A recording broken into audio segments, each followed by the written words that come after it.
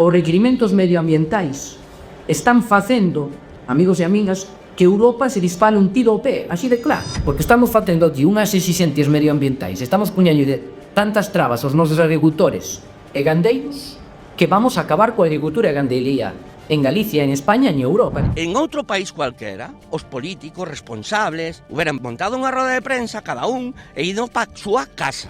Eso que tiñan que haber feito. O que máis me arrepentín foi do abuso que fixen dos purís.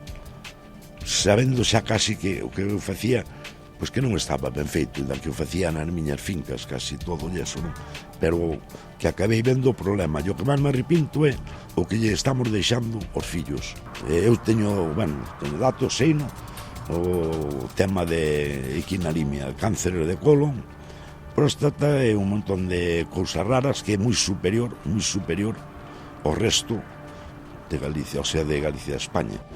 Saúdos. O pasado 11 de xullo, o Tribunal Superior de Xustiza de Galicia ditaminou unha sentenza histórica. Condenaba a Xunta de Galicia e a Confederación Hidrográfica Miño-Sil, dependente do Goberno de España, pola súa inacción ante a contaminación no encoro das Conchas. Esta inacción trouxo consigo un deterioro dos dereitos fundamentais dos veciños demandantes. Tanto a Xunta como a Confederación Hidrográfica Miño-Sil anunciaron que a van recorrer. Esta sentencia que xa dixen ao principio que ten importancia e relevancia por poñer un problema, sacalo do submundo e poñelo en riba da mesa, encima do debate. Pero como que do submundo? No hemos sacado nosotros porque te ha caído una denuncia que te ha condenado. Y aún encima de que te ha condenado vienes que no tienes competencia. Y aún encima, a ver, de buscar las dos administraciones soluciones, o único que fan é pa aquí, pa allá, e así levamos 15 anos. É unha sentencia que, desde o meu punto de vista, por primeira vez en moito tempo, lamina, elimina, fulmina o principio de que quen contamina paga. Aquí quen contamina, no. Aquí parece que a culpa é do cha-cha-cha. Este procedimiento es un procedimiento por vulneración de los derechos fundamentales de los demandantes. Aquí los responsables son la administración. El garante para proteger los derechos fundamentales es la administración y, por tanto, los demandados tienen que ser la administración, no pueden ser empresas privadas. Si la Confederación entiende que haga justo por pecador, pues lo que tiene que hacer es sacar a bailar el cha-cha-cha a los responsables de la contaminación. La Confederación, más que nadie, cuenta con los mecanismos legales para hacerlo. El incoar procedimientos de responsabilidad ambiental contra los verdaderos causantes de la contaminación ambiental de la línea. Eso solo lo puede hacer la Xunta de Galicia o la Confederación. Que lo hagan. Es que es uno de los problemas, que ha habido una absoluta dejación de funciones en materia de control e inspección de la calidad ambiental. Entonces, pues, que salgan a bailar. A Xunta de Galicia descoñece cal é a orixe desta contaminación. En Noticias Dispersas e Radio Liberdade, como servizo público de Chichinabo que somos, queremos investigar cal é a resposta a tan enigmática pregunta. De onde virá a contaminación na Limia? Comezamos.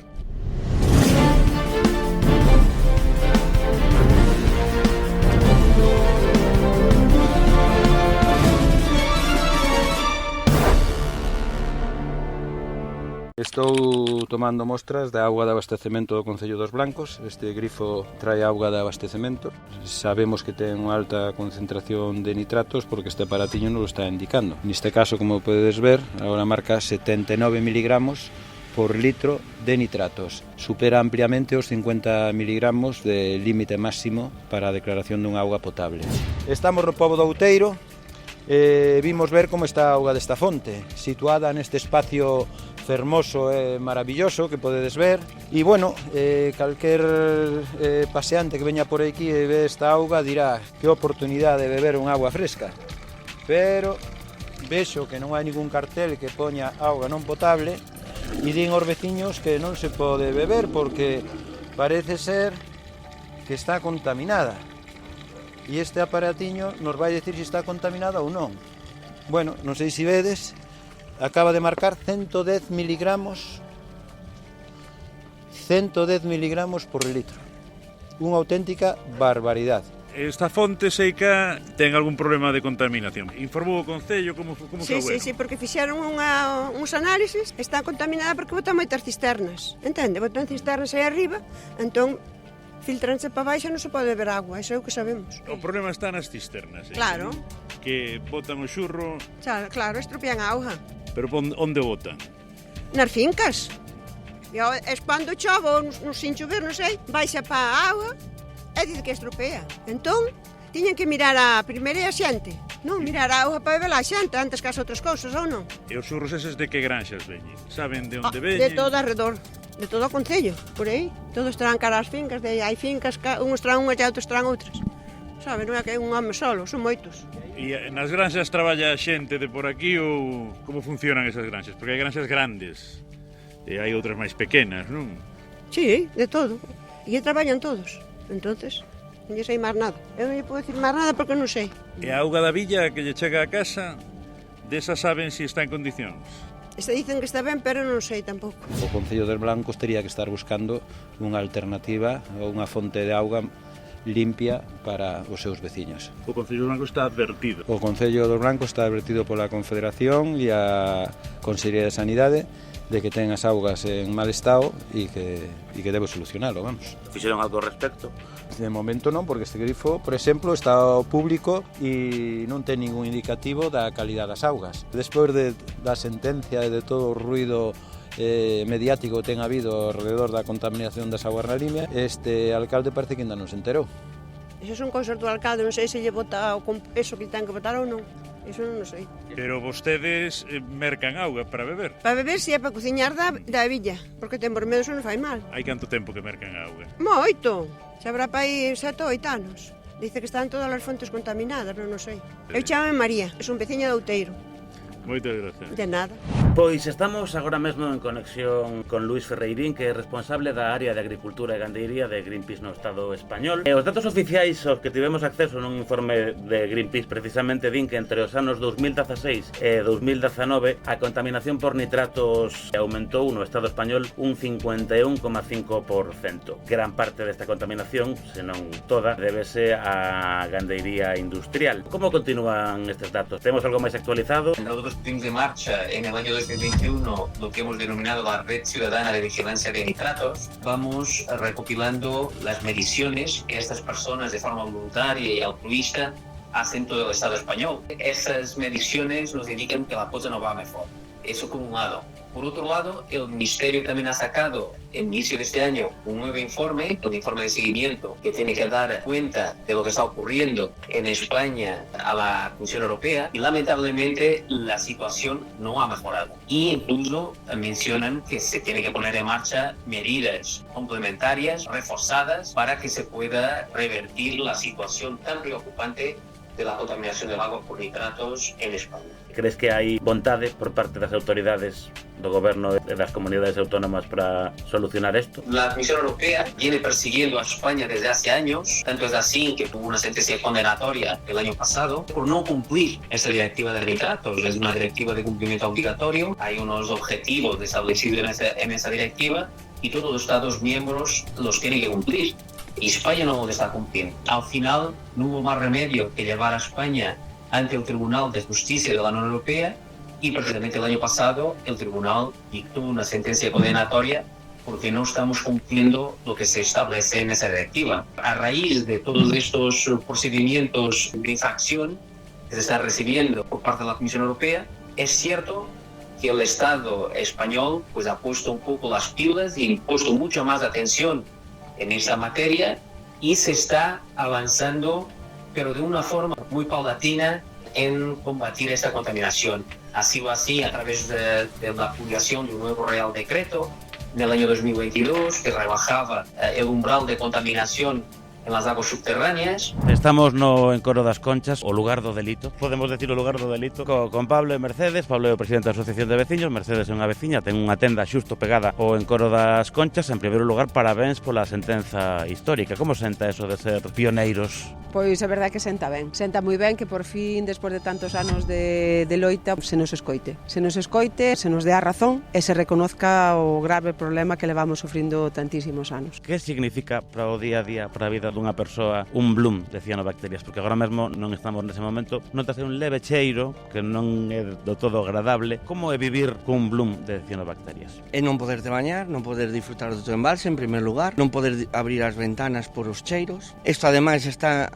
acredentado porque a veces temos episodios de ácido sulfídrico que aí sí que eso xa é tremendo, e agora últimamente xa non son cianobacterias solamente, sino bacterias resistentes a antibióticos. O que era un paraíso pois é unha pocilga. Na sentenza condenouse a Xunta e a Confederación Hidrográfica, o Goberno de España, pero quedaron absoltos os concellos de, vou recordar, Os Blancos, Trasmiras, Bande, Muíños e Lobeira, exactamente. Os concellos non son responsables da contaminación, pero teñen unha responsabilidade, na vosa opinión, cal é? Eles son os que tiñan que mirar por nós, por os veciños, están aí porque a xente os votou, son os nosos representantes, entonces eles son os primeiros que tiñan que defender os nosos intereses, que son os seus intereses, os intereses dos seus veciños. A maioría destes alcaldes, seguramente que casi todos son desta zona, eles vían ano a ano o deterioro que iba sufrindo o embalse, o que se deterioraba a nosa calidade de vida. Toda a xente que se relaciona de alguna maneira co embalse é un afectado. En Muiños, por exemplo, que é un concello dos 5 concellos denunciados, quizás tiña que ser o máis interesado en que isto non chegara a este punto. A negación estuvo aí desde o primeiro día, chamáronos de todo en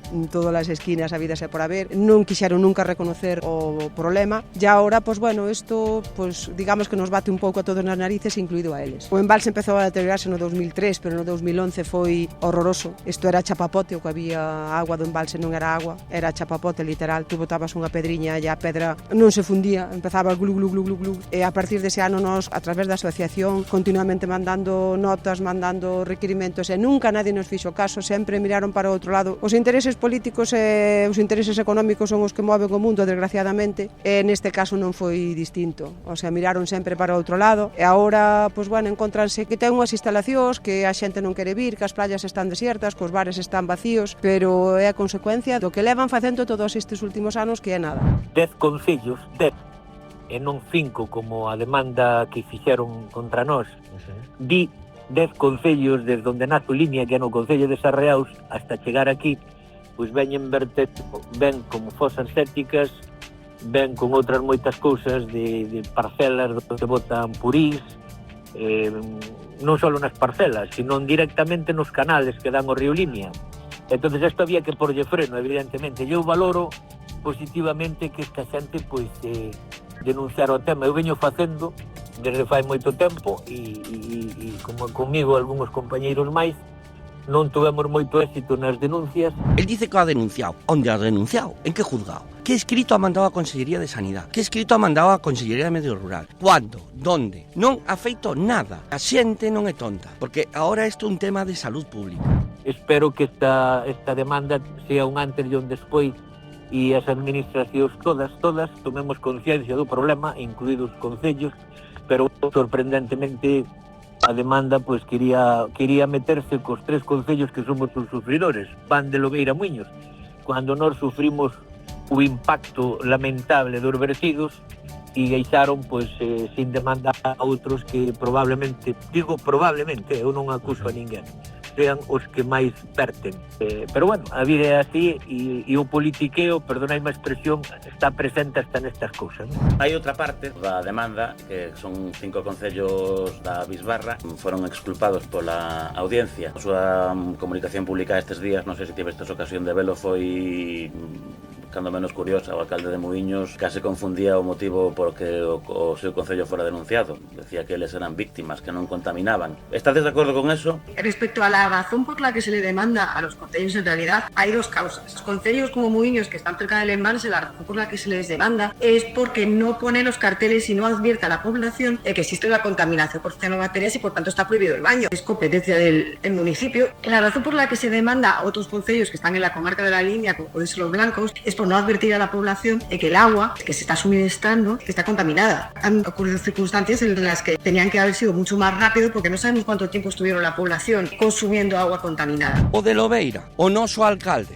Outro día mandamos un escrito para que puxera aquí os carteles de que o río está en nivel 3 aquí, en nivel 2 en Muiños e Porto Quintela. Ha postumbado simplemente dicindo que aquí non hai zonas habilitadas no censo oficial do baño, cando hai 2 zonas no que a xente por costumbre e por cercanía a auga bañábanse, que non se baña as que o conoce aquí, pero a xente de fora sí que o fai. E que pasa? Que o protocolo de sanidade que dice? Dice que aunque non este no censo oficial de augas, debería informalo. Pero eso como cando vas a unha playa e non hai socorrista e avisan, oye, se te bañas, que sepas que non hai socorrista. Ese bando que vos costou, constame, semanas conseguir ese papeliño, non ten data. Un bando sin data eu nunca tal cousa vira. Bueno, non ten data ni nada que identifique realmente o problema que temos. Non é só por non teño zonas habilitadas para o baño, non, tes que pôr en As Conchas o día 3 de agosto do ano 2025, a agua do embalse está totalmente contaminada de cianobacterias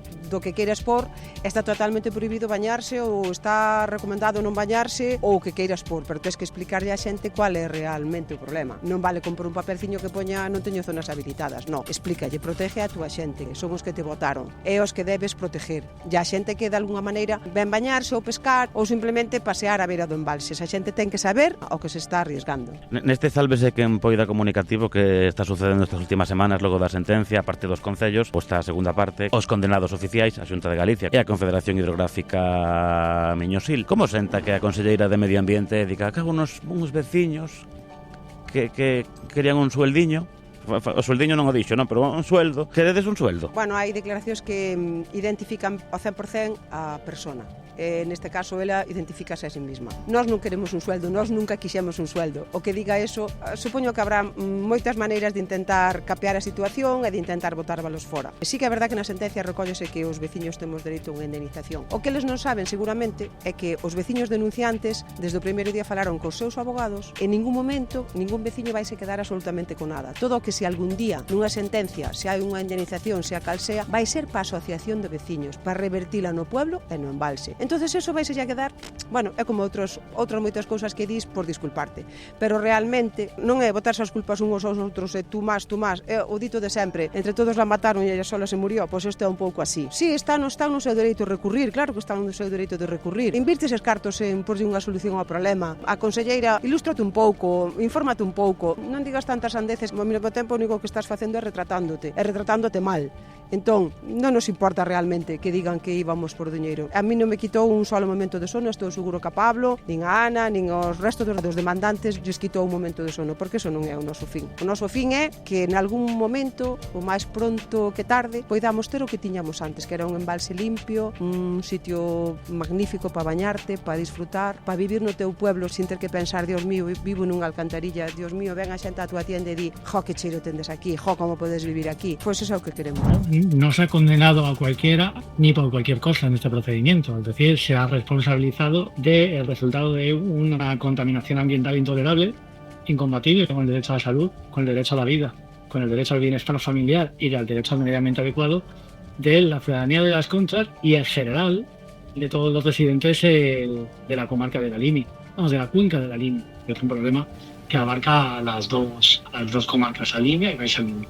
A recurrir diante do Supremo. E por qué? Inda que entendemos, partillamos de moitos dos razonamentos que están na sentencia, non estamos en acordo no fallo. E cales son as razóns? Bueno, en primeiro lugar, a Confederación estaba citada a declarar e ao final non se lle permitiu declarar. Mesmo o xefe de servicio de vertidos e o comisario aquí presente estaban citados na Coruña, foron á Coruña e ao final non puderon declarar, non se lles deixou declarar. Segundo lugar, non se teñen en conta as alegacións e razóns que esgrimiu ou que quería esgrimir e poñer en riba da mesa a propia Confederación. Iso foi así? Non sei que non estivemos, claro, entón, por saber, somos moi curiosos. La cuestión, bueno, la Confederación lo que alega, en principio, comunicación pública, ha sido, por una parte, que ha sido condenada cuando ella no tiene competencias en materia de ganadería intensiva y que, por tanto, ella se limita a hacer las analíticas y a hacer lo que puede, ignorando, por ejemplo, que en todos los procedimientos de autorización de estas grandes instalaciones ganaderas emiten informes vinculantes y jamás han advertido de que la cuenca está sobresaturada de este tipo de contaminantes. Están alegando que han sufrido indefensión, que aquí estaremos todos de acuerdo que quienes realmente sufren indefensión son los vecinos y vecinas de la cuenca de la Línea que se ven expuestos hasta niveles de contaminantes sin que ninguna administración haya velado por su derecho a la salud. La indefensión que alegan haber padecido es que se les han rechazado muchas pruebas. Efectivamente, en sala, muchas de las pruebas propuestas por la Confederación Hidrográfica y también de la Xunta de Galicia fueron rechazadas, pero la mayor parte de las veces por el defectuoso modo de proponerla.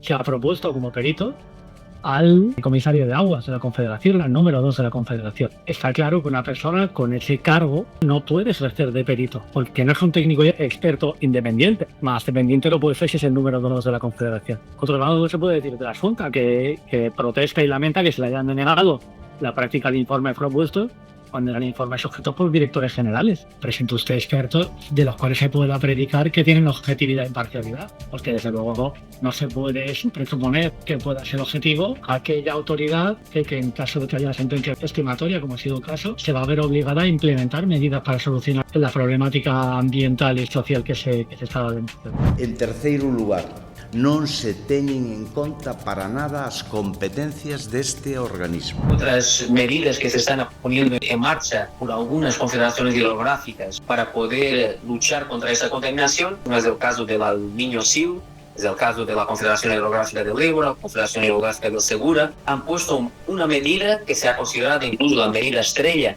en esta estrategia, que era no autorizar nuevas explotaciones de ganadería intensiva ni ampliaciones de estas explotaciones en aquellas zonas que ya están más sacrificadas, más contaminadas por nitratos. Eso es un pequeño avance, lamentablemente no es lo que nos gustaría ver a nivel global e a nivel estatal, pero sí que é un pequeno avance. Agora mesmo, grazas á sentenza do Superior de Xustiza de Galicia, non se poderían facer máis, de momento. Por que esta diferencia? Por que dice o presidente da Confederación Hidrográfica que a eles solamente lles piden informes sectoriais sobre os baños? Es una cuestión de voluntad política. Basta ver la declaración de las zonas vulnerables de nitratos. Esa precisamente es la medida inicial que se debe tomar para poder después actuar de otra forma. En las otras confederaciones que yo he hecho referencia ya están establecidas las zonas vulnerables a nitratos, que lo tiene que hacer la comunidad autónoma competente en esta materia, en este caso la Xunta de Galicia, para que después se pueda actuar con esas medidas como he mencionado antes. La presentación del proyecto LIFE Regenera Limia reunió hoy en la comarca ourensana un nutrido número de autoridades.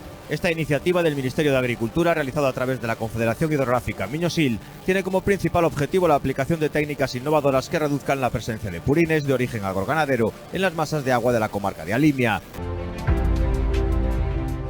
El proyecto LIFE Regenera Limia surge por la problemática ambiental y preocupación social existente en torno a la degradación del recurso agua en la comarca de Alimia y de la necesidad de dar pasos para frenar la situación. Los socios del proyecto, entre los que figuran empresas privadas y administraciones públicas relacionadas con el sector agroganadero, depuración de aguas, conservación del medio natural y gestión del agua, han trabajado durante 5 años para ensayar actuaciones piloto que proporcionen a agricultores y ganaderos herramientas que les permitan tener una actividad productiva ambientalmente sostenible. Este programa puxo en marcha unha serie de medidas para facer compatible ou para intentar acercarse á compatibilidade entre ese desenvolvemento socioeconómico e o medio ambiente, porque no fondo está a millora das masas de auga, como todos os veciños aquí da comarca xa conocen, e con estes elementos vostedes entenderán que, tendo razóns, tendo argumentos, non recurrir a sentencia, eso non nos fai nada. Se nos desglosaba de que éramos los demandantes los que alarmábamos con informes que no se ajustaban a la realidad porque según los datos oficiales de la Xunta y la Confederación, la calidad de las aguas, por ejemplo, del embalse de las Conchas como agua de baño era una calidad excelente. ¿Por qué decían esto? Porque buscaban únicamente los 3 parámetros que la propia regulación de la Xunta decía que se debían de tener en consideración a la hora de determinar la calidad del agua de baño. Pero claro, si no se buscaban bacterias, por ejemplo, las bacterias resistentes a antibióticos, la cianobacteria y otras toxinas naturales presentes en el embalse, evidentemente nunca iban a salir. Es decir, en episodios de Bloom de cianobacterias con el agua verde convertida en la sopa de guisante, la Xunta seguía defendiendo que la calidad de la agua era excelente, cuando nadie se usaba los juicios acerca de esto. Estamos constatando que desde la semana antes desde que terminó el procedimiento, la Xunta por fin ha estado cometiendo con cierta diligencia sus competencias a la hora de vigilar por la calidad ambiental de las aguas. Por cierto, nunca han bajado de nivel 2 de alerta, ¿de acuerdo? En las zonas de playa de Ascocha. Hasta ahora, como digo, no había sido así, hasta el punto que en pleno Bloom, decía la bacteria, se organizó en Las Conchas un campeonato nacional de piragüismo. Con el grave riesgo para la salud de las personas y de las personas que compitieron en ese torneo. Estamos aquí con Manuel García, do colectivo MEL, tamén forma parte de Auga Limpa, como se observa pola camiseta promocional. Antes de nada, quería poñerte unhas imaxes para que nos contes que opinas de isto. O Goberno Central, que é o competente, non ten concluídos os seus estudios. Bueno, mira, sí, pero é insultante. E que o que non podemos é iniciar unha guerra entre administracións. Cada administración ten que cumplir co seu mandato. E o que está facendo a Xunta é excusarse e tapar a cabeza e non enfrentar o problema que é contaminación por ganadería intensiva e deixarse de tanta disculpa. Nós temos os deberes feitos e hai administracións que non. Cando se conclúa e o Goberno Central nos diga cal é a orixe deses nitratos, sin dubidalo, a Xunta de Galicia procederá a tomar medidas. Non sigas, Freire. A ver, Manuel, contanos, non teñen nin idea de onde ven a contaminación. Ti tes algunha pista para elas? Nos por axudar. Bueno, acabamos de dar un pequeno paseo pola zona e vos vistes os paisanos o que din que falan dunhas cisternas, que os paisanos parece que saben máis que a conselleira, non? Pero de todos xeitos, os propios datos oficiales que temos dentro do que é o organismo competente, a Confederación Hidrográfica, che di que hai uns altos niveles de concentración de nitratos nas aguas subterráneas de Limia e no encoro episodios de cianobacterias recurrentes desde o ano 2011. E no ano 2011 xa a Confederación Hidrográfica Miño Sil, oficina de Ourense, redactou un proxecto de augas afectadas que enviou ao Ministerio en Madrid. No 2011 xa se sabía que había unha grave contaminación ocasionada por nitratos. Ese estudio de aguas afectadas estuvo nun caixón durante o goberno de Rajoy, que permaneceu aí como 10 anos, porque logo o PSOE tamén hasta o maio de 2022, por fin, despois de moitas presións de denunciar a Bruselas e todo o traballo que ten feito o movemento ecoloxista e as asociacións vecinales, pois conseguimos que se incluíra dentro do mapa de augas afectadas. Pasaron 3 anos, cando na mesa da Limia o conselleiro da Agricultura dixo diante de todos que aquí na Limia non collía unha pinga de xurro máis, agora resulta que esa contaminación non existe. Entonces, a ver, quen non entende? Hai unha serie de negacionistas interesados, como sempre, para favorecer os intereses da agroindustria. Os nosos políticos, en vez de estar a disposición do interés público, están ao interés das empresas privadas. Máis que políticos, parecen axentes comerciales destas grandes empresas. De alguna forma, no se ha tenido en consideración toda esa problemática que viene ya anunciada en todos esos informes. En Galicia ni siquiera se han decretado las zonas vulnerables a nitratos, que es un pequeño paso, sin duda no es la panacea para resolver ese problema, pero es un pequeño paso para avanzar en la dirección correcta.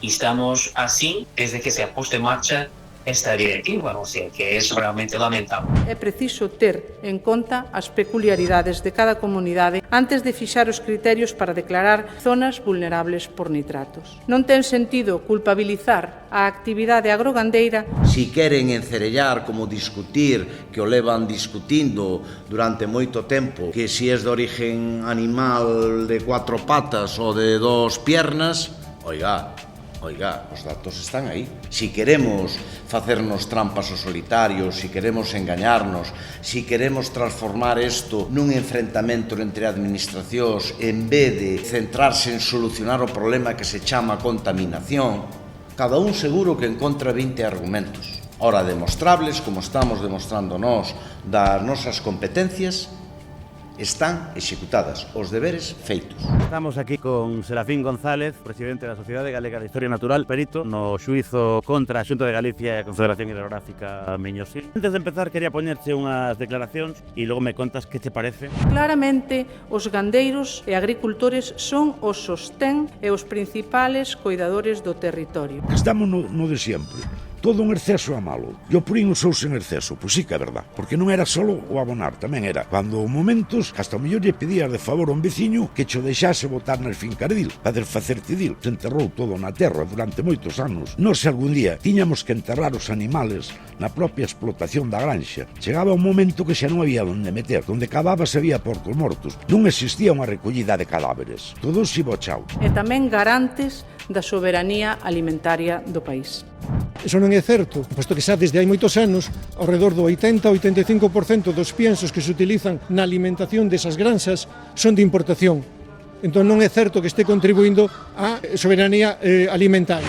Eles, máis que ninguén, son os primeiros interesados en levar a cabo prácticas sostibles e respetuosas coa contorna na que viven e traballan. Pero o certo é que por agora en ningún momento o Ministerio nos transmitiu un documento no que se identifique como principal orixe desta contaminación por nitratos a de orixe agrario. Esta é a razón pola cal na nosa comunidade aínda non se teñen declarado zonas vulnerables. Si hai datos oficiais da Confederación Hidrográfica do Miño-Sil que alertan da situación de contaminación por nitratos no acuífero da Limia e que alertan da situación do encoro das Conchas. As evidencias científicas demostran, sen ningunha dúbida, que a orixe da contaminación, a orixe maioritaria da contaminación na chaira da Limia e no aciado do río Limia é de orixe gandeiro. Non son fertilizantes inorgánicos empregados na agricultura, son fontes de nitróxeno orgánico. Tendo en conta a población humana que hai na chaira da Limia e no resto ata o encoro das Conchas, e tendo en conta a carga gandeira que si hai, pois temos ao redor de 21.000 a 25.000 persoas, dependendo do punto de corte, e temos ao redor do equivalente a 2 millóns de persoas en carga gandeira. Polo tanto, a contribución humana á contaminación das Conchas vería sendo o 2%, e a contaminación de orixe gandeiro da orden do 98-99%, de acordo cos datos oficiais, de acordo coa carga gandeira nas estadísticas oficiais da Xunta de Galicia, de acordo coa poboación humana no Instituto Nacional de Estatística. Tendes que pensar que aquí na Limia se produce un volumen de residuos da ganadería industrial de 1,5 millón de toneladas de xurros e residuos avícolas. E, bueno, eso equivale a unha población de 2 millóns de habitantes. Unha población de 2 millóns de habitantes. Sabes cuántos habitantes ten toda a Limia hoxe en día?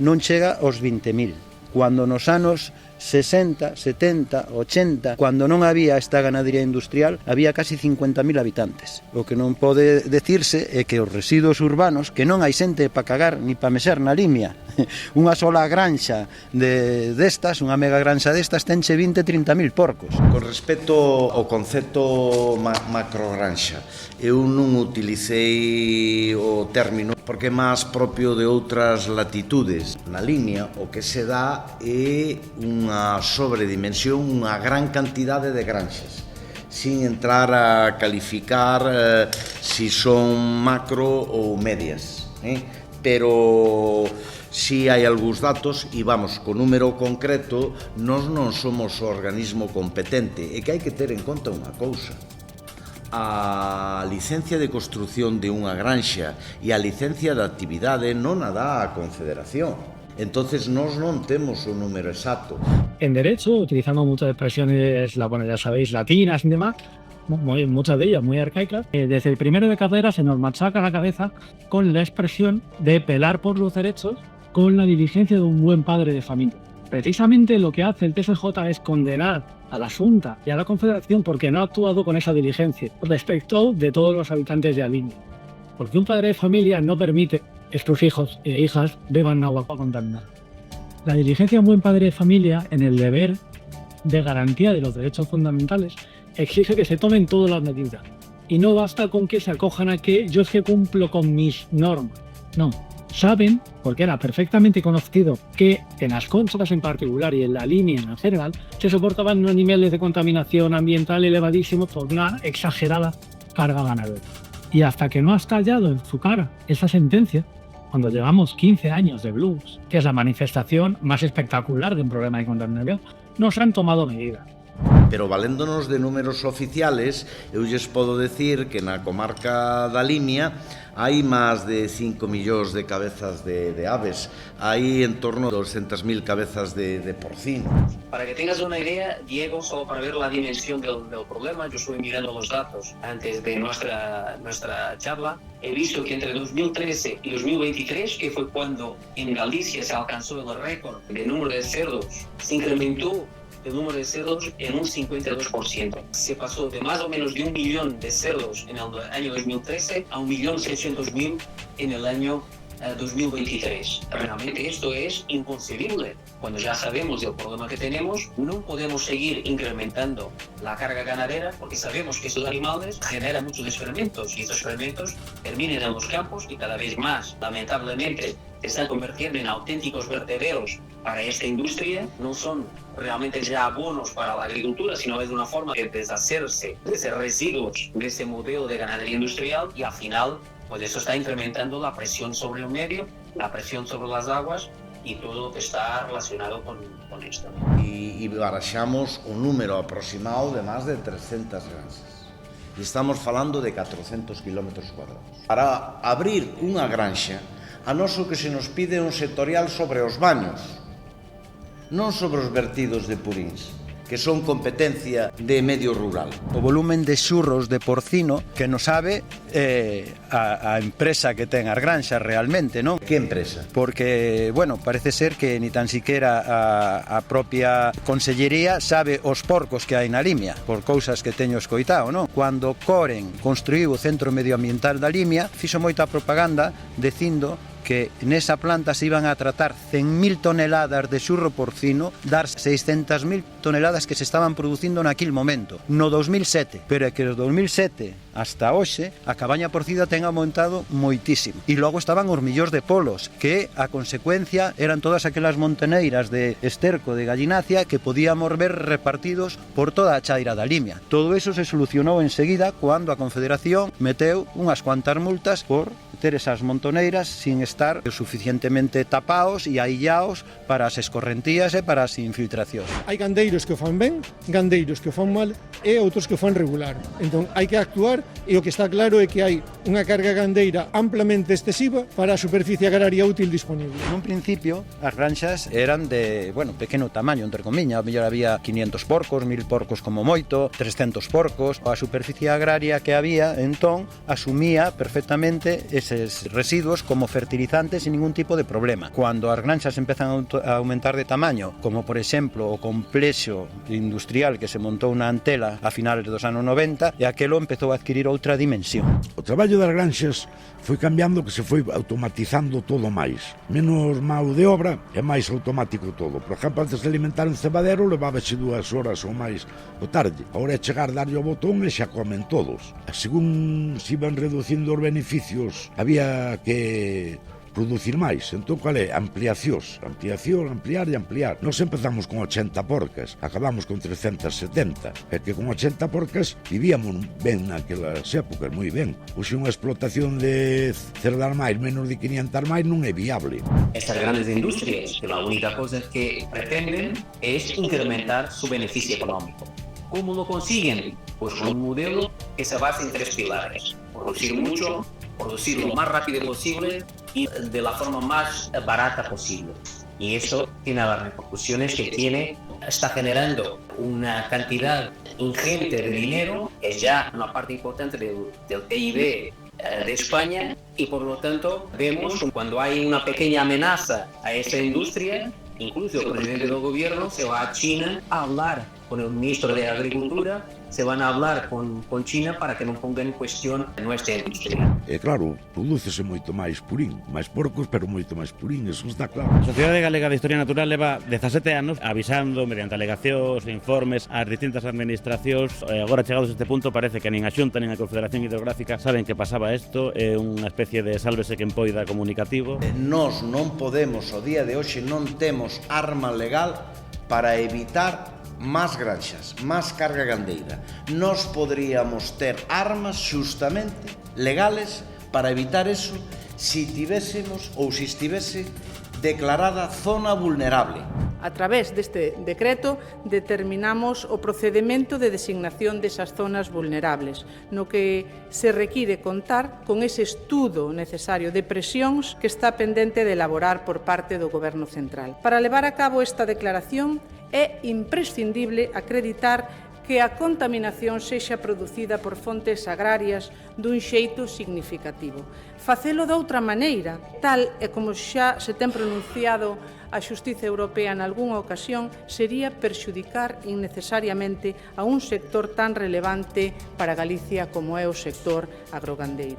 Como senta escoitar tanto as declaracións da Xunta de Galicia como da Confederación Hidrográfica que parece que non teñen nada que ver con este e que non teñen nin idea de que isto sucedese? Desde o 4 de decembro de 2008 nos levamos presentados 81 escritos, a meirande parte deles, 61 á Consellería de Medio Ambiente, ao presidente da Xunta de Galicia, ao presidente da Confederación Hidrográfica do Miño-Sil, a Fiscalía de Medio Ambiente, incluso a Medio Rural. Están perfectamente informados de que hai ese problema. Aínda máis, son cargos públicos que cobran por facer o seu traballo e do mesmo xeito que nos accedemos a esa información oficial, tamén a teñen eles a súa disposición.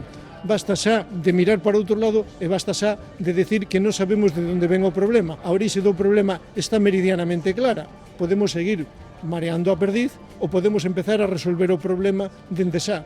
Canto máis tardemos en empezar, máis tardaremos en telo resolto. O teu informe foi demoledor e foi unha carga de proba importante na extensa sentencia de 113 páxinas do Tribunal Superior de Xustiza de Galicia. Os datos que utilizaches para facer este informe técnico, de onde salen eses datos? Bueno, eu o informe nese caso o fixen na miña condición de investigador científico do CSIC. O 98-99% de todos os datos que eu manexei son datos oficiais da Consellería de Sanidade, datos oficiais da Confederación Hidrográfica, datos oficiais do Instituto Galego de Estadística e do Instituto Nacional de Estadística, nos sucesivos plans hidrolóxicos, etc. Son datos oficiais. Das 61 páxinas do meu informe pericial, só unha páxina tiña analíticas feitas ex profeso. Logo tamén hai moitos de estudios científicos publicados por investigadores galegos nas mellores revistas científicas internacionais. Os datos que hai son irrebatibles.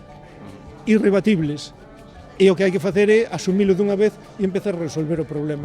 Dende o Goberno galego damos pasos en firme para, ante todo, dotar de seguridade e certezas ao sector agrogandeiro que é un dos piares económicos do noso rural. En marzo, a Conselleira de Medio Rural tranquilizou a agricultores e gandeiros dicindo que Galicia, Asturias e Cantabria aínda non tiñan zonas vulnerables a nitratos, o que significaba que os agricultores o estaban facendo moi ben. Isto é literal, marzo de 2025, o sea, hai 4 ou 5 meses, 6. Dixo que en maio de 2025 estarían establecidas as zonas vulnerables a nitratos en Galicia, polo que sexa pasouselles. Dixo que iban permitir o uso de 170 ou 210 kilos de nitróxeno por hectárea ao ano, o que suporía uns 60.000 ou 70.000 litros de purín por hectárea e ano, o que suporía un impacto cero para estas industrias. Que te parecen estas cifras dadas pola conselleira? En primer lugar, no se han establecido zonas vulnerables a nitratos porque no hubo voluntad política. Reitero, no es la misma situación la que tiene Galicia, la que tiene Asturias, la que tiene Cantabria. En Galicia se ha impuesto un modelo de ganadería industrial donde se ha incrementado, como dije anteriormente, de una forma exponencial la cabaña ganadera y por lo tanto eso ha incrementado de forma también exponencial la presión sobre el territorio, la presión sobre los recursos naturales.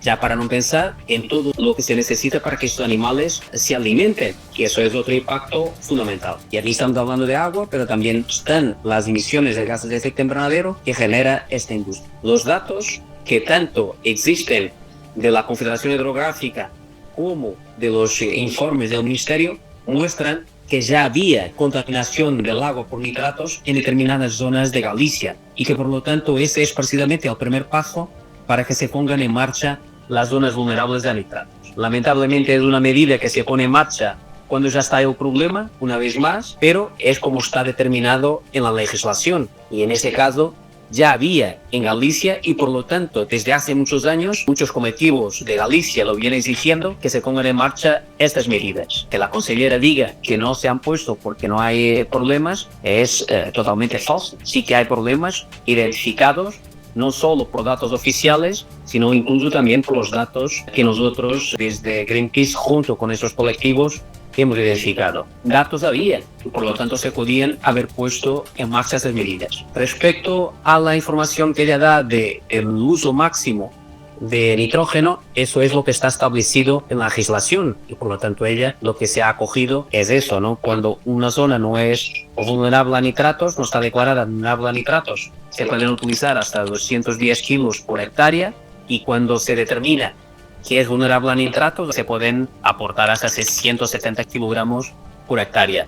Nosotros consideramos que es mucho debido a la situación que se encuentra el medio natural y el uso que se está teniendo de fertilizantes sintéticos y de purines, y por eso cuando se estuvo trabajando este Real Decreto hemos aportado alegaciones pidiendo que se rebajara muchísimo el nivel de aportación de nitratos, porque en muchos casos los terrenos ya están completamente colmados de nitratos.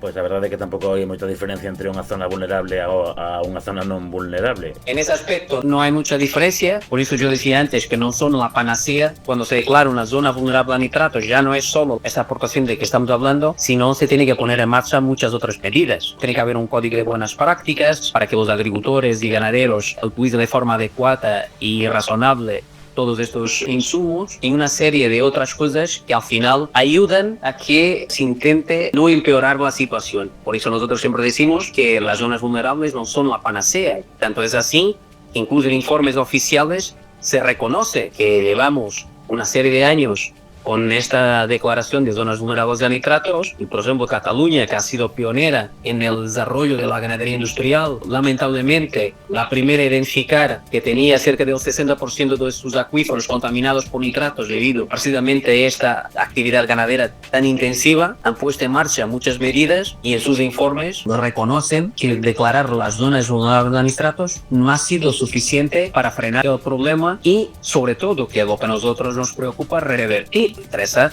que recuperar un estado de calidad de las aguas que realmente sea adecuado. En aqueles momentos decíase, datos da propia empresa, que había unhas 600.000 toneladas de xurros de porcino que se producían aquí na Limia, e tal foi a dimensión que precisamente Coren anunciou a construción do Centro Medioambiental da Limia, un eufemismo para chamar a unha planta de biogás que en teoría iba a desecar os xurros para neutralizalos e evitar pois eso, o tiralos directamente ao medio e provocar unha posible contaminación. E nese centro medioambiental iban tratar 100.000 toneladas.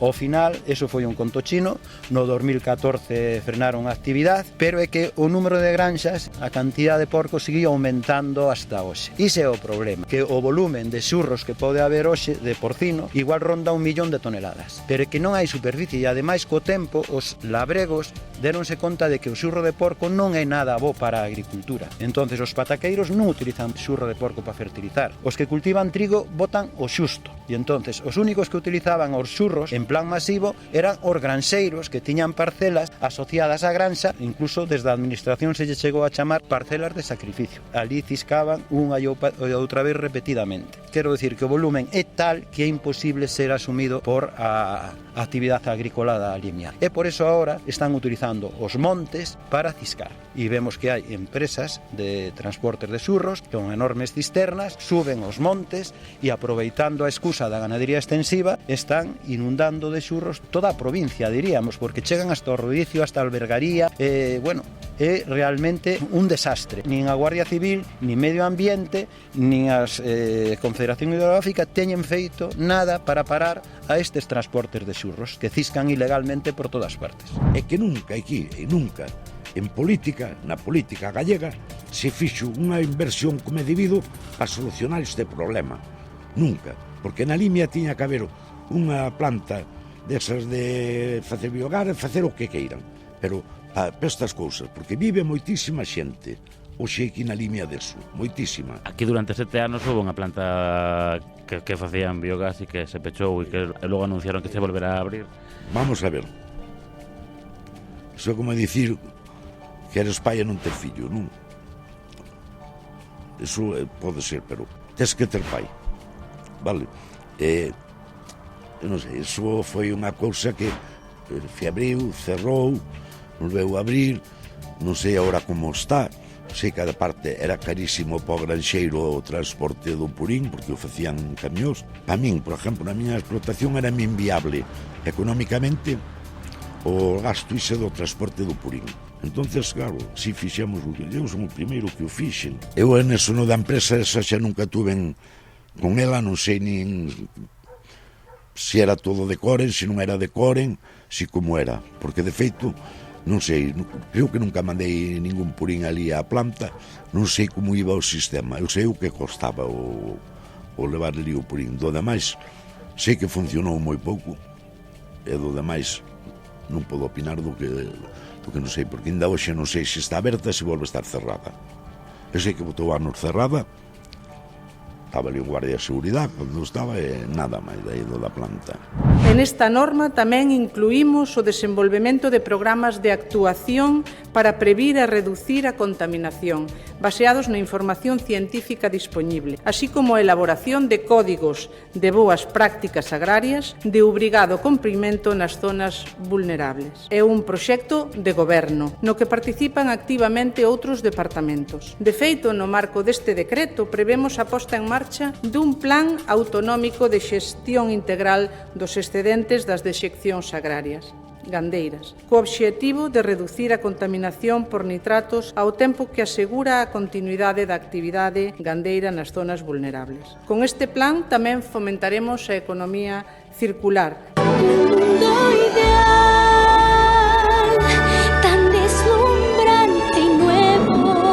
Mediante a xeración de biometano e de fertilizantes. Froito tamén desta colaboración entre consellerías, é importante destacar que a Consellería de Economía e Industria porá en marcha unha rede autonómica integrada de instalacións de eliminación e valorización das dexeccións gandeiras. Situaránse preferentemente preto das zonas que se poidan designar como vulnerables e facilitarán non só a eliminación das dexeccións, senón tamén a súa valorización como enerxía renovable.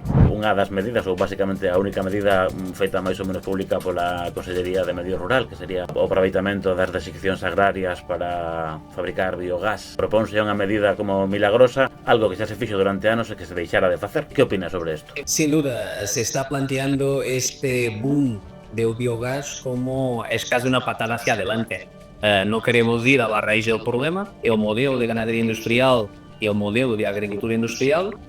Y entonces pues encontramos una solución milagrosa que es las plantas de biogás. Desde Greenpeace no estamos en contra del biogás, consideramos que el biogás es una tecnología necesaria para la transición energética. Sin embargo, sí estamos en contra de esas macroplantas que al final pueden provocar un efecto llamada para mucha más instalación de ese tipo de explotaciones que se convierten en un agujero negro que incluso pueden hipotecar otros sectores, como es el sector de los residuos urbanos, de la recogida, de la fracción orgánica debidamente seleccionada, que es una excelente forma de hacer compost y abono para precisamente recuperar la fertilidad de los suelos en España, que se está perdiendo también mucho. Abogamos por un sistema de biogás que permita hacer el autoconsumo, que las explotaciones utilicen estas pequeñas instalaciones de biogás para con sus residuos generar energía para que puedan subsistir. Sin duda, esta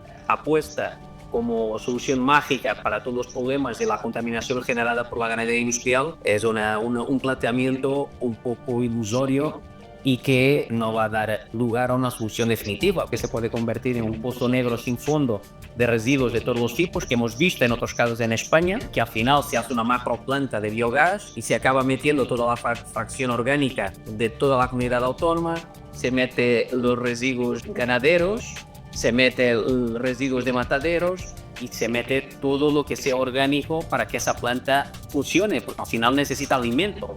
Y el alimento es precisamente la materia orgánica.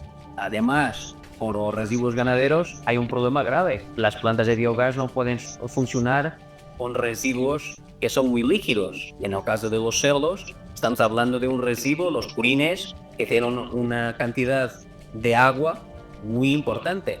Y eso no funciona dentro de las plantas de biogás. Por lo tanto, se tiene que desecar primero ese purín para que se pueda después utilizar. O sea, que realmente no tiene sentido como solución mágica para este problema.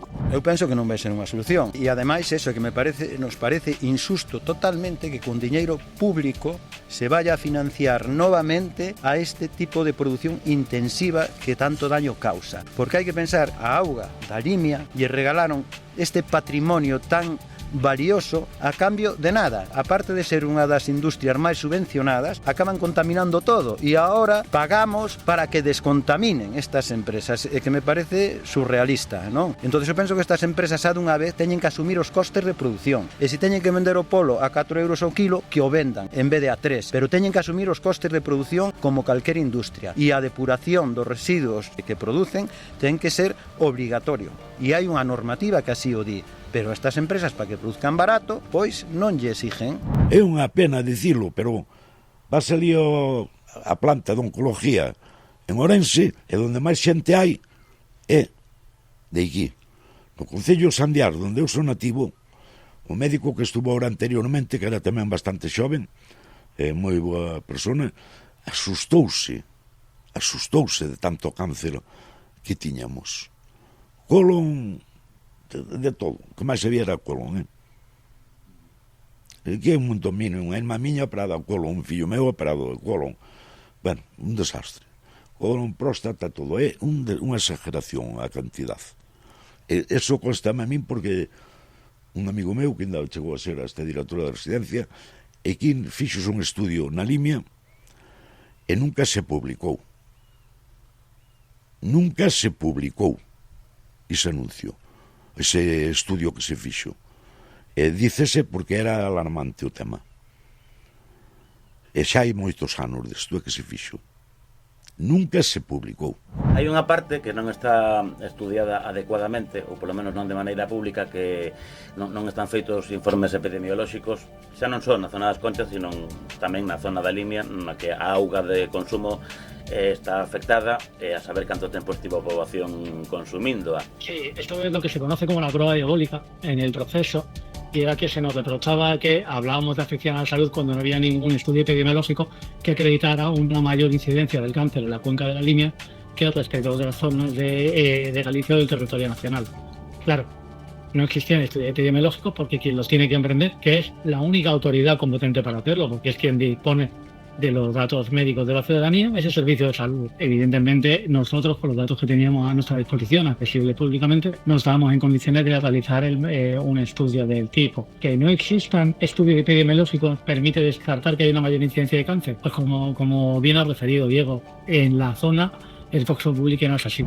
La información que nosotros tenemos sobre los efectos de la salud son la información disponibilizada por la Organización Mundial de la Salud. Ha marcado un límite en las aguas de consumo, porque precisamente se ha visto que un consumo de estas aguas contaminadas puede tener una incidencia en nuestra salud. Una de las cosas más comunes del consumo de agua con nitratos afecta a poblaciones vulnerables, sobre todo a la infancia, que puede provocar lo que se llama el efecto del bebé azul. El oxígeno no se transporta de forma adecuada en nuestra sangre, y por otro lado también a las personas mayores. Otro aspecto fundamental respecto a la salud son precisamente algunos tipos de cáncer que están relacionados con la ingesta de altos niveles de agua, en este caso con nitratos. Pero ya no es solo eso lo preocupante, para nosotros es algo también muy preocupante la exposición crónica que tienen las personas a esta contaminación, porque muchas veces en los pueblos no se alcanza ese umbral máximo permitido, que son esos 50 miligramos por litro de agua, pero se está un poquito por debajo, 45, 46, 47, y eso no activa los protocolos para buscar una alternativa de agua de consumo para las personas. Es también un límite que está bastante elevado. Consideramos que se debería rebajar también ese nivel para precisamente proteger de forma adecuada a las personas. Pois parece que estamos chegando a verdade de cal é a causa, cal é a orixe desta contaminación. Estamos facendo noticias dispersas en Radio Liberdade, un estudo de servizo público para axudar a administración a descubrir cal é a orixe destes vertidos. Ten nomes? Claro que ten nomes. É tan sinxelo como rastrear quen está asociado á proliferación de macrogranxas que houbo aquí. Si din que todos os camiños conducen a Roma, o 85-90% dos camiños van a conducir ao mesmo sitio. Que busquen. Buscaremos, seguiremos indagando. De quen é a responsabilidade de gestionar os residuos adecuadamente. Nos vemos que aquí hai unha integradora de nombre famoso, que non vou a decir por si acaso pasa algo, non? Unha demanda destas de 1 millón de euros, non sería a primeira demanda que te enfrentas, non? Por exemplo, pero bueno, estas integradoras que así lle chaman, que son grandes empresas da industria cárnica, suministranlle ao granxeiro toda a tecnoloxía, absolutamente toda. O granxeiro só ten que montar a nave. Toda a tecnoloxía de comedeiros automáticos, climatización, piensos, absolutamente xenética, todo o aporta a integradora. Pero, curiosamente, a hora de solucionar o problema dos residuos lle di ao granxeiro que se encargue. Entonces aquí falla algo, non? Se son tan modernos para producir, que sean modernos para gestionar eses residuos. E así como un taller ten a obligación de separar os residuos, guardar o aceite ou unha chatarrería ou cualquier negocio lle exigen unha normativa a hora de gestionar os seus residuos, porque a estas industrias durante décadas lle deixaron barra libre para que ciscaran por todo a nosa xeografía os residuos que producen? É unha boa pregunta. A nos xa nos advertiron de que hai unha palabra con 5 letras que non se pode decir moi alto. Que pensades desto?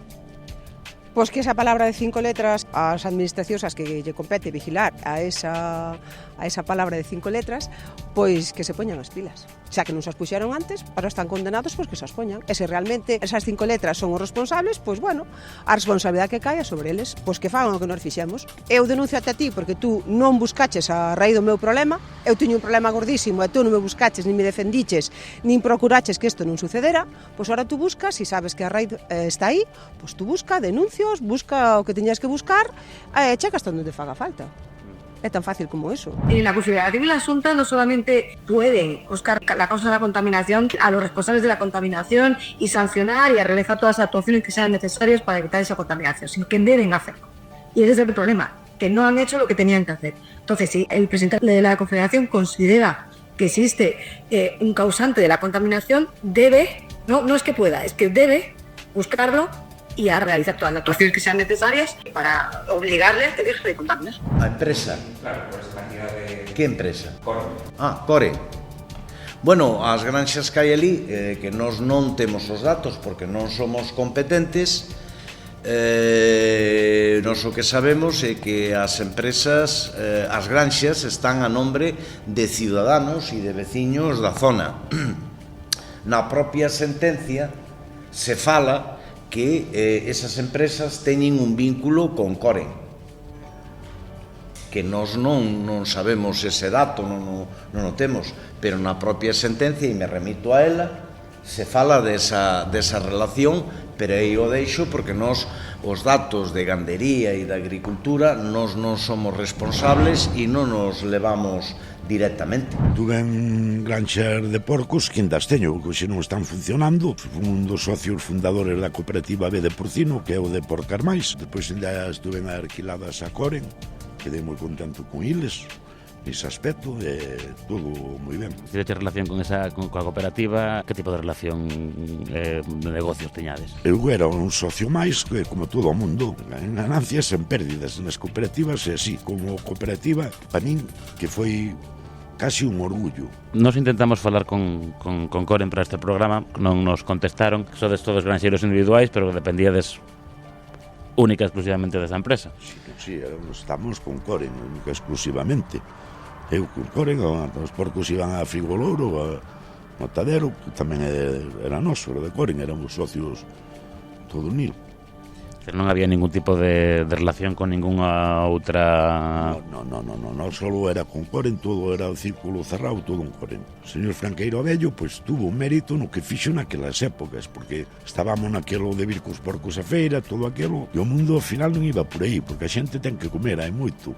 Tuvo que modernizarse, o que nos trouxe os outros problemas, claro. Que problemas consideras que trouxo? A ver, porque ao principio houve moi poucos controles no tema de purisa e todo, cousa que hoxe empezase a controlar moito, no cual nunca foi culpable Coren, culpable fomos nós, porque Coren nos podía ter un policía cada un para vigilarnos. Aquela no Purín, pois sí, abusamos moito dil, moito. E eu son o primeiro, un por aí, contarlle os pecados ao confesor, arrepentirse e cumplir ca penitencia. A penitencia nosa é como temos agora todo. Por exemplo, esta finca miña, porque é unha época en China de Purín, pois acabamos de mirar e vemos como temos a auga. Eso nunca nos lo mandou facer Coren, e aparte hai máis contaminadores que a Coren, non é só Coren. O gerente non iba a estar nas granxas todas, non? Sí que eran exigentes neso. Hasta lle gustaba que tuéramos por fora aquilo un pouco, se podía ser máis que decente, un pouco hasta bonito. Que foi cando se mandou pintar un pouco as granxas, as fachadas, para dar outra imagen. E que imaxen querían dar? Pois a imagen de,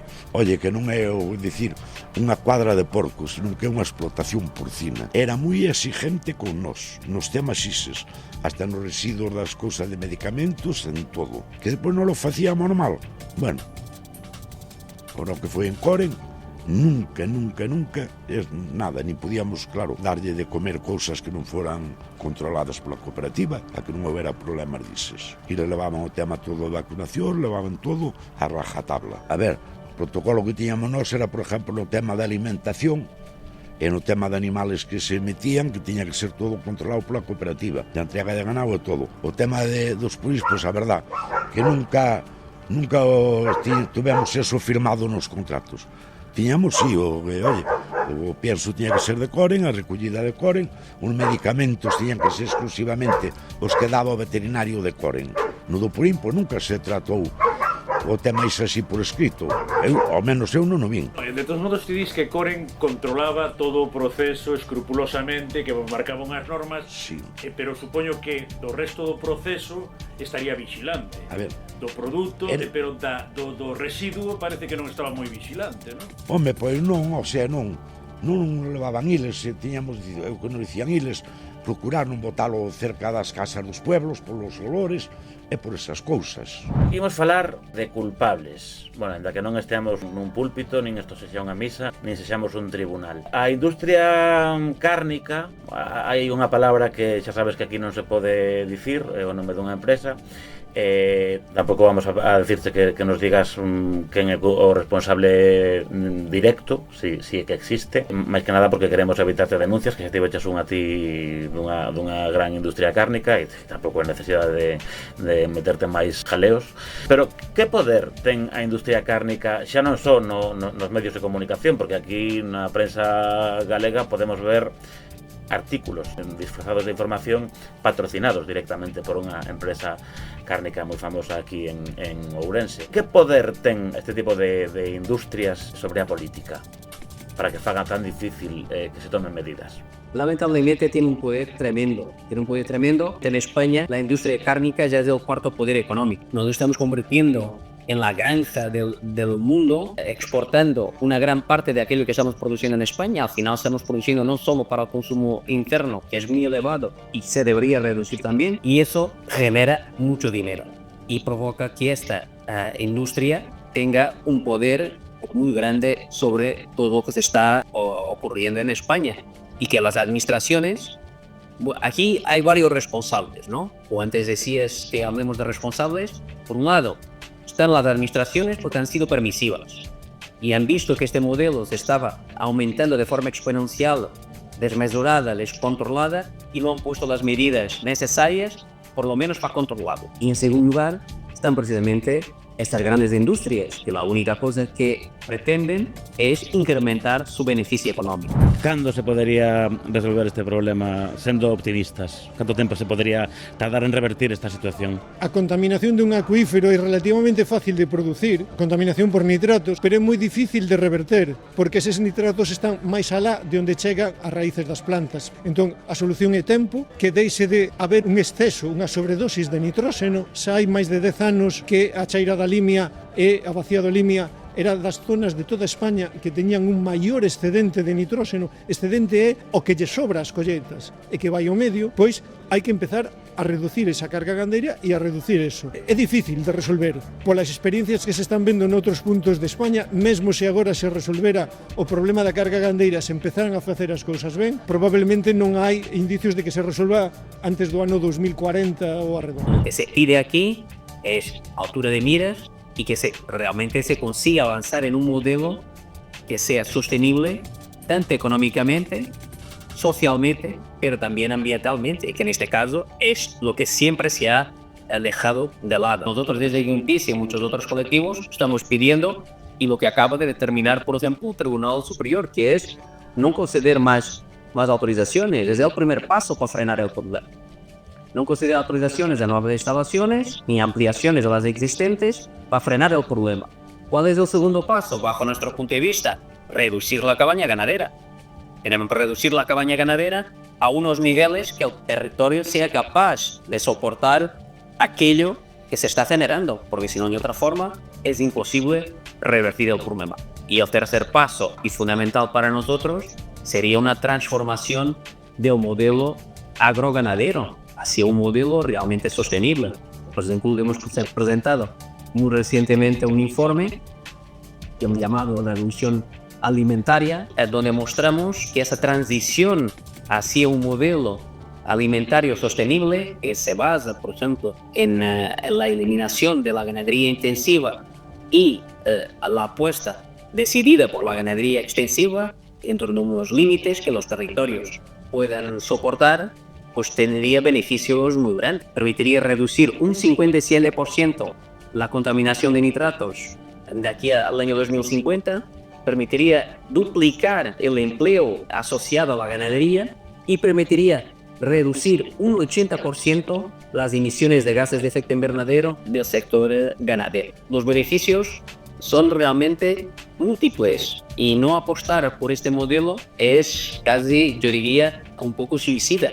Podemos tener una industria, una ganadería, una agricultura que realmente aporte al Estado español sin poner en cuestión precisamente nuestros recursos y las generaciones futuras. Y ese modelo es aquello que nosotros defendemos. Y no tiene sentido seguir defendiendo, porque tiene una aportación económica muy importante para el país, un modelo que al final está hipotecando el futuro de la agricultura y el futuro de la ganadería, porque estamos viendo que cuando llegamos a una situación de estos incendios devastadores o llegamos a una situación de las dañas devastadoras que hemos tenido también, pues al final una de las primeras víctimas son precisamente agricultores y ganaderos. Y al final lo que estamos haciendo es tirar piedras contra nuestro tejado. Parece que solo tenemos una visión a corto plazo. Para a elaboración deste programa quixemos contar con todos os puntos de vista. Desafortunadamente, algunhas persoas e empresas castigáronnos co látigo da súa indiferencia. Ou deixáronos en visto. O que sí que conseguimos foi falar cunha persoa que traballou nunha destas granxas, algo que nos parecía fundamental. Por petición expresa desta persoa, a entrevista consistiu nun cuestionario que contestou por escrito, para evitar posibles represalias. Isto pode parecer raro porque vivimos nunha sociedade radicalmente democrática. E a liberdade de expresión é algo totalmente establecido neste país. O que ides a escoitar a continuación é unha dramatización, locución das respostas desta persoa que traballou ou tal vez sigue traballando nunha destas granxas. Isto foi o que nos contou. Traballei nunha explotación gandeira intensiva de porcos durante varios meses no 2025. Pertencía a un particular, pero estaba vinculada a unha gran empresa do sector que, na miña opinión, controlaba prácticamente todo o funcionamento, incluindo o transporte de animais e servizos veterinarios. Nas tarefas de cada día tiña que asumir responsabilidades para as que non tiña preparación suficiente. Éramos poucas persoas para atender a miles de animais. Durante o verán houbo problemas coa xestión dos residuos. As instalacións non se limpaban con regularidade e iso xeraba condicións insalubres que tamén afectaban á nosa saúde. Sentín mareos, dores de cabeza e náuseas. En xeral, as condicións das instalacións estaban deseñadas para maximizar a produción sen que houbese unha prioridade clara polo benestar animal. Era habitual atopar animais enfermos, feridos ou mortos. Para previr e tratar enfermidades utilizábanse diferentes medicamentos de maneira continua. Acepto falar disto porque sinto unha responsabilidade persoal. Fun parte dun sistema que, na miña percepción, causa sufrimento e contaminación, e penso que é necesario dar testemuño. Creo que a gandeiría intensiva debería revisar os seus métodos e recoñecer a dignidade dos seres vivos. Iso non significa que o consumo de carne sexa necesariamente incorrecto, pero sí que este modelo industrial non é compatible cun trato digno dos animais.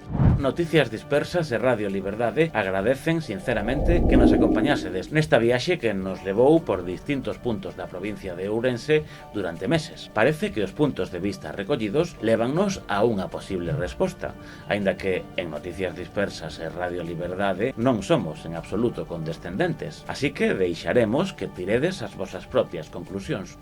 Foi todo. Seguiremos informando. Aforraremos a demanda, non? Ti que pensas, Alfonso?